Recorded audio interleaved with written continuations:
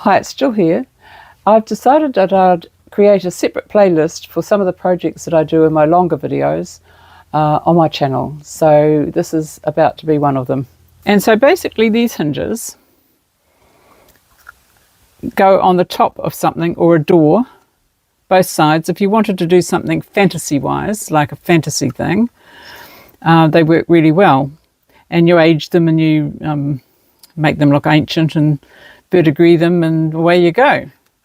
So they're made from two parts. You've got one part which is like that, roughly, and you've got another part which is like that, or it might go the other way. So you've got two parts, and so I'm going to show you how to do that one first. And I'm using a silver coloured wire. It's a 20 gauge. It's quite soft, so you can use it with your fingers. I'm going to give myself plenty because you need plenty.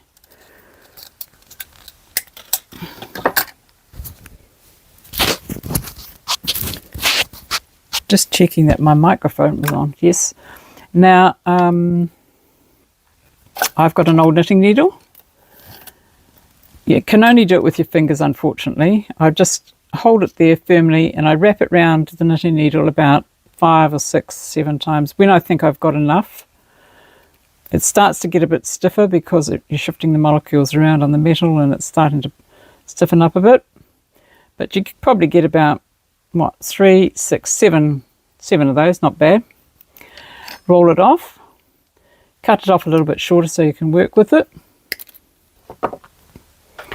Now, I've got a pair of these ring pliers, which are really good. They've got curved bits on both sides. You really need these to make these little eyelets.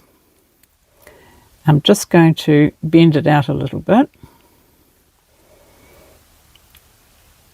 And I'm going to take my loop around that way. So I have to bend it up a bit more. Not a bloody midge. Go away.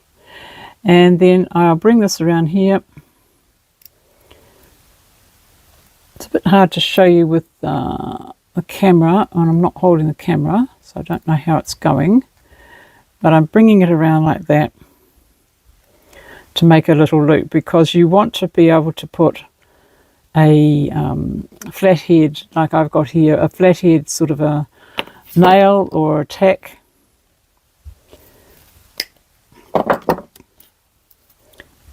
And so you go like that. So you've got a little loop.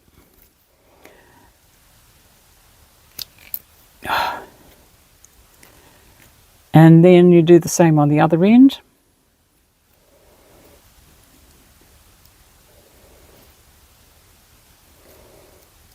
Cut a bit off.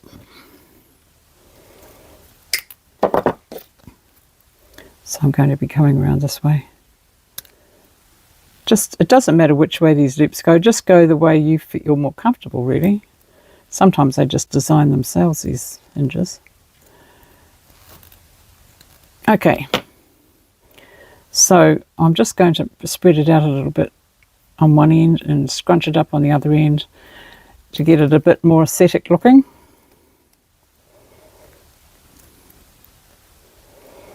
So I've got a piece like that.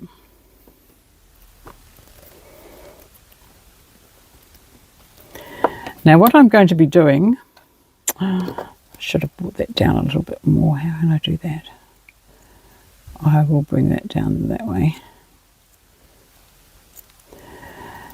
Is I'm going to be doing the piece that goes through it, and I can only do a loop on one end at this point. I can't put them on both ends.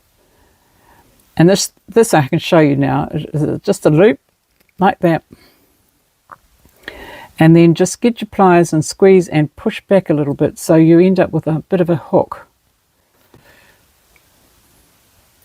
Like a shepherd's crook. And then I'm thinking I'm going to be putting that through there, and so I'm going to probably need to cut my piece about there so I can put another hook hook on the other end, and I'm going to be threading this through my spring looking thing. And I just need to just tilt this up a little bit so it looks a bit like an S. And then at the other end I've got to try and mirror the same thing. It's not always that easy.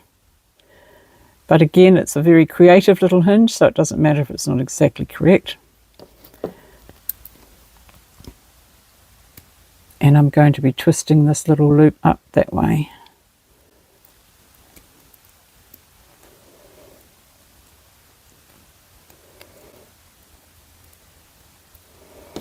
Just got a bit too much there. Okay, so that's basically what you do. This is where I find I've done everything back to front and I have to start again. No, that's not totally true. So there we've got it. We've got two pieces. Looks like a demented spider, but it works. You've got it sitting here on top of this. I've done a few in different kind of wires.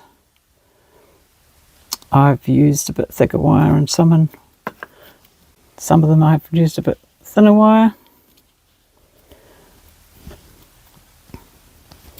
And so I find that they're quite fun to make. Give them a go.